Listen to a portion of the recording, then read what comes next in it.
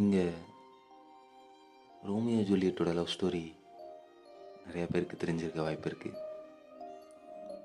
ஆனால் ரோமியோ முதல்ல யாரை காதலிச்சார் தெரியுமா? ரோசலின். யா, அவள் பேர் ரோசலின்.